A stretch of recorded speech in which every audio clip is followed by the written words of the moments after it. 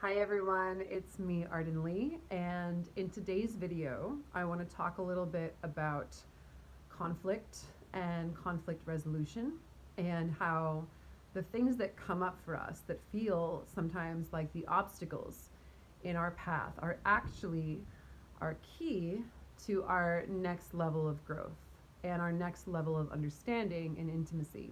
Particularly in this video, I want to talk about it in terms of dating and relationships specifically. I've talked about it a little bit in the past couple of videos about how when we're on a personal growth path, the things that present themselves to us as challenges we can sometimes interpret those things as looking like setbacks or looking like, oh wow, if this is coming up for me, maybe I'm not as far along as I thought I was, and how really those points can so often be opportunities for us to level up into our next level of competency, of understanding, and ultimately of peace.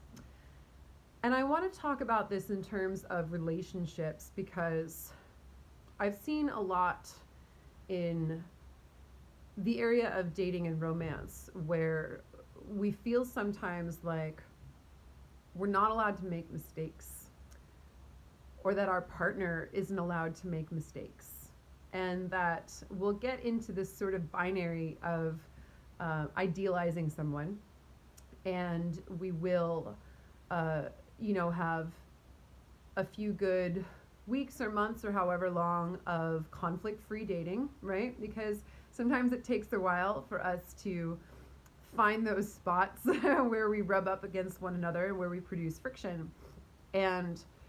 Um, and when we hit that first point of conflict, I think it's very possible for us to be like, oh no, this is the end, or this is a sign of something really bad.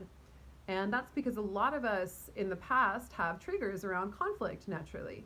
For some of us, conflict is the first sign that abuse is going to happen, right? Something comes up, I've done something that made my partner angry, I feel like I'm unworthy or I'm incompetent in some way, and now I expect that there's going to be a big backlash on me, right? Or for other people, conflict can look like the first sign of abandonment. For me, for example, when something comes up and something starts to go wrong, my history, the triggers that come up for me, the negative, the sort of, limiting beliefs or negative mindsets, or basically the historical trauma that has happened to me says when conflict arises, this person is going to decide that I'm not worth it, that whatever my needs are in this conflict are not worth um, meeting my needs. The effort that would be required to make an adjustment in behavior to meet my needs is not worth staying around for. So I've dealt with a lot of people, for example, who once it gets to a point where, hey, something about this isn't working out, we're having tension, we're having friction, we're rubbing up against each other in some way that hurts. The minute we sometimes get to that conversation, what I feel in my body because of my past trauma is, okay, this is over now. This is not going to be worth it for this person, and they're going to, they're going to ditch out, because the minute something happens where I even have a feeling that's remotely inconvenient to someone, then they don't need to stay here. They're going to go, they're going to abandon me. And like I said, for other people, that first sign of conflict might mean like, oh, I'm going to be lashed out at, right? Or there's a million different kinds of triggers that can come up from conflict.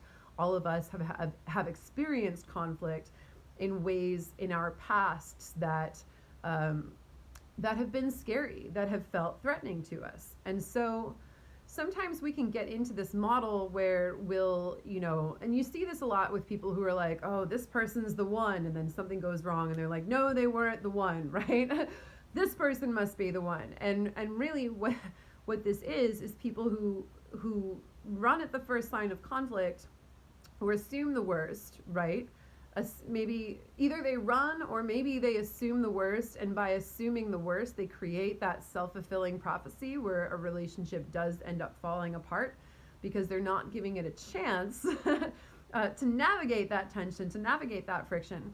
And so what ends up happening is people will jump around from dating situation to dating situation, and they'll be in this sort of binary where like either everything is going great and this is wonderful, or oh no, we've hit conflict and now something is really bad, or this is messed up, or this person's going to leave me, or I'm a failure, or I can't do relationships, or whatever that is. Because conflict is scary, and I would be willing to wager just about all of us have triggers that are related to conflict. And what I want to say about this is that the relationship where nobody ever makes a mistake is a magical unicorn relationship that doesn't exist. Holding ourselves to the standard where we're never going to run into conflict, where we're never going to do something that inadvertently causes pain to our partner, where we're not going to know, to assume that let me put it this way, to assume that we're never going to make a mistake in relationship is to be bold enough to have the assumption that we already know all of our partner's inner workings from day one. And that's just not true. And it's just not a standard that is realistic to hold ourselves to. And so what I want to invite us to step into is this idea that with the right person who is willing to communicate honestly and navigate with you cooperatively, conflict is actually an opportunity for greater mutual understanding and greater mutual consideration. And that's not necessarily the easiest thing to integrate at first, because we're always going to have triggers around conflict. And that's understandable. I don't expect anyone to walk away from this video being like, wow, I can't wait for the next time I get in a fight, and certainly that's not the point. But what I do want is I want to release ourselves from this idea of perfection, because it gets in the way of truth. It gets in the way of honesty. It gets in the way of integrity, authenticity, and communication. Because if we're never allowed to make a mistake, then we're also telling our partner that we're not open to feedback. That was important, and I think I'm going to say that again. If we're not allowing ourselves to make a mistake, then we're telling our partner unconsciously that we're not open to feedback. I don't know about you guys, but I really like feedback in a relationship. I like it phrased kindly. Like, I love for someone to start off with like what I'm doing right, and maybe then say like, and something that you could do more of, or that you could do differently is XYZ. I find that really comforting. But if we're holding ourselves to a standard of perfection, then we're not giving our partner opportunities to tell us how we could show up for them even better, or how we could better know them or better understand them. And I think we confuse some ideas here. We confuse the idea of being good at relationships with understanding our particular and our individual partner. Because every relationship is going to be different in some ways, because every human being is going to have different needs. And I think something that makes me kind of strange and unique in some ways, and a little weird, but a little weird, but in a good way, and maybe a little intimidating too, is that I'm really a knowledge junkie in many ways, and I like to geek out on the things that I'm interested in, and that's really no different from, it's really no different when I'm speaking about a person that I'm interested in, and I start relating with someone, and I get really curious about everything that makes them tick, and everything that makes them what they are and who they are, and I adapt a lot based on what I learn. And I've learned over time, since I've worked on my people-pleasing tendencies and my ability to abandon myself. I said that like it's a skill set, and it totally is. My skill of like skillfully abandoning myself in the middle of a relationship so that I can please another person. And I've definitely worked on that um, so that I come back to center and I make sure that my needs are being met as well. But this impulse that I have to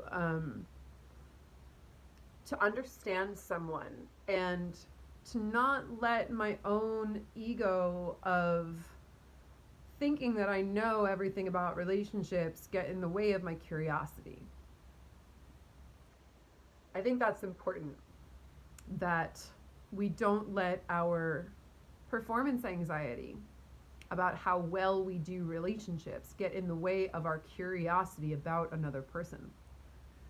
So while it's understandable that conflict is scary, because there's so many triggers that we all have that are linked to situations of conflict, understandably and naturally, there's an opportunity that we're missing if we contract, if we shut down in any way, or if we even view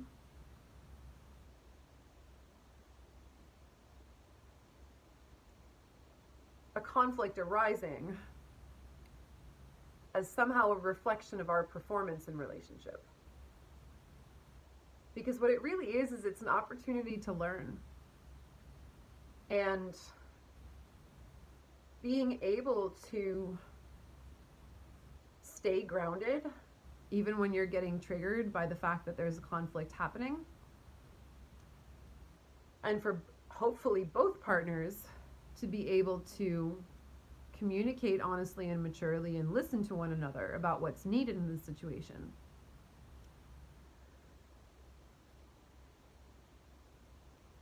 It makes conflict become something really useful, even if it's not fun. It doesn't become the thing that's so scary. It's a really egoic idea to believe that we can meet someone and move into a relationship and just do everything perfectly from the jump. I remember writing a blog years ago when I was still writing about seduction that I titled The Fallacy of the Infallible Relationship.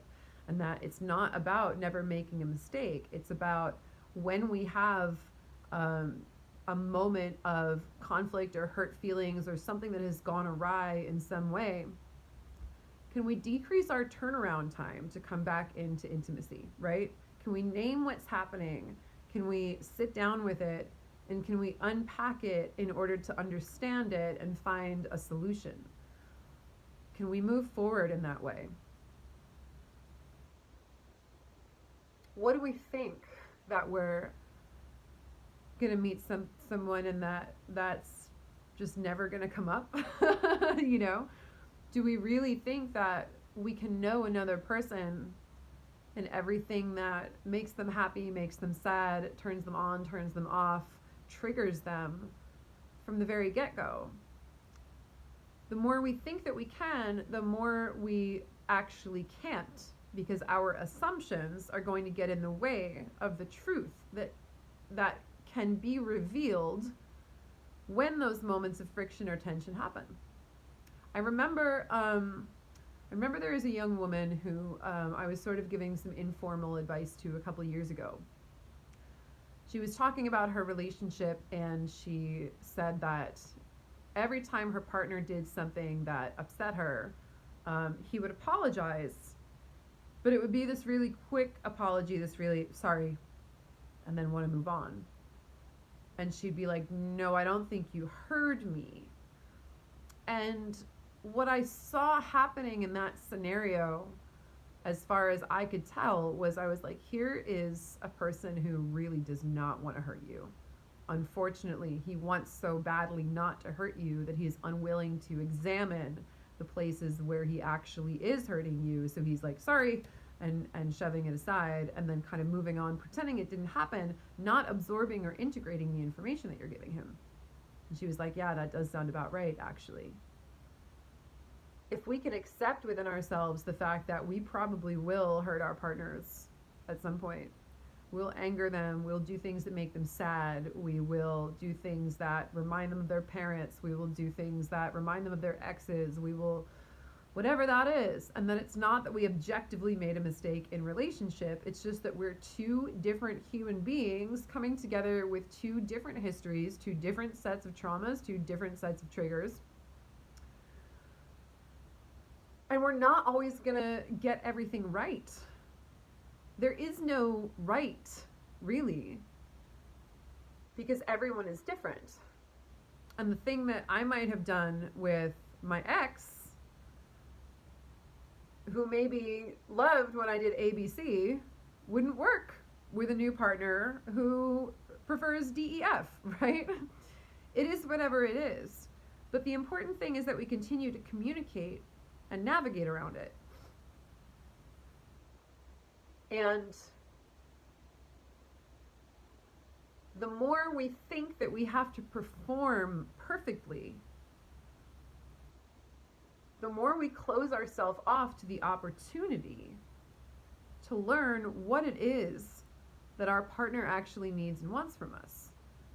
Because if there's no room for feedback, then there's no way for your partner to tell you what they need or what's going to make them happy. And if someone is telling you what they need or what makes them happy, that's not a reflection on you that you're not doing enough with the knowledge that you already had. It's just your partner trying to help you get to the next level with them.